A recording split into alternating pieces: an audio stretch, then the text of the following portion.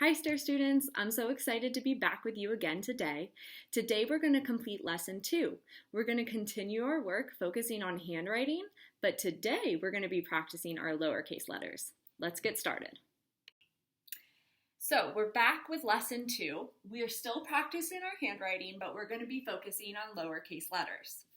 If you can, I want you to think back to our lesson last week, and I want you to think about why handwriting is important. Take a moment, put the thought in your head. If you thought that handwriting is important because it's important for our readers to be able to read our writing, then you're correct. I want you to take a moment and imagine your 7th, 8th, or 9th birthday party, however old you are, is next weekend. And you invite all of your friends to your birthday party and you write on your invitation where the party is and what time it is. But you don't have neat handwriting. What would happen?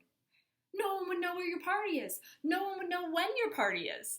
And they wouldn't be able to come, right? So imagine if you didn't have neat handwriting. Your readers would not be able to read what you write. So that is why we are going to spend a lot of time becoming better writers by practicing our handwriting. So today we're going to focus on lowercase letters, and we're going to do an activity just like we did last week. We are going to trace all the letters of the alphabet, and you're going to do it just like you did last week. You're going to go slow, you're going to take your time, and you're going to make sure that your letters look exactly like the letters written. So to start this activity, we're going to start just like we did last week by tracing the letters. So we're going to start with the first letter of the alphabet A, and we're going to trace our lowercase a's. So the lowercase a's, if you notice, is different than the capital letter A. The lowercase a only goes up to the middle line. So we want to make sure that when we're tracing our lowercase a's, we're not making them big and taking up the whole space. We're only making them go to a middle line. That's because we need to show that lowercase letters are smaller than capital letters. So as I trace, remember, I'm really watching what I'm doing. I'm taking my time and going very slow. I'm making sure that my movements and my tracing and pencil are going exactly over the dotted line. When you're done, you have 6 letters that look exactly the same. Now, it's my turn to write. So, my A's, when I write them, need to look exactly like these A's that I traced. So again, I only want to make sure that the top of my A goes to the middle line.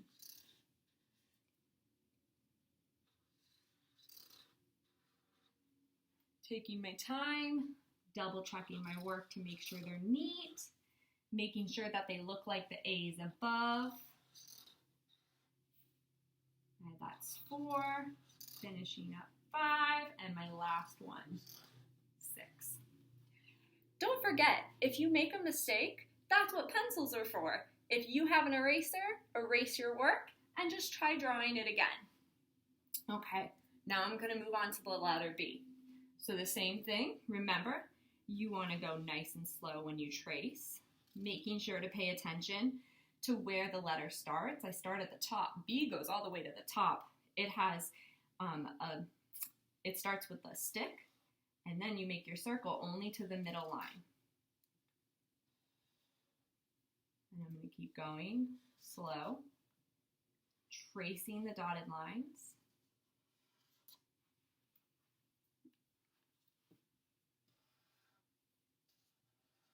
Making sure that all my B's look the same.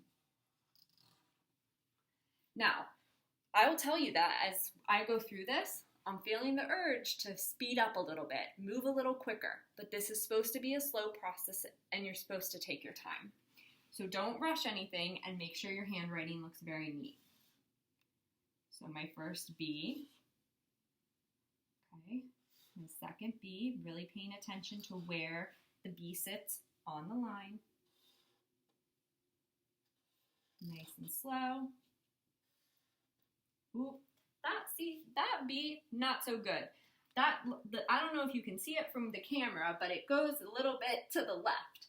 So what I'm going to do is if I had an eraser, I'd erase that and start over. But since I don't, I'm just going to cross it out. that's not going to count as one of mine because it's not neat enough. And I'm going to start over next to it. And my last B is complete. And I have 6 Bs that look exactly like the Bs I traced. Now, the challenge is yours. It's up to you to write your A, B, and the rest of the alphabet. And just like last week, remember, if you only want to go halfway through the alphabet and stop right in the middle, you can, and then come back and finish the rest later. It's more important to take your time and go slow than it is to rush through the entire alphabet. So take your time, good luck, and we'll see you at lesson 3. Bye, STAIR students.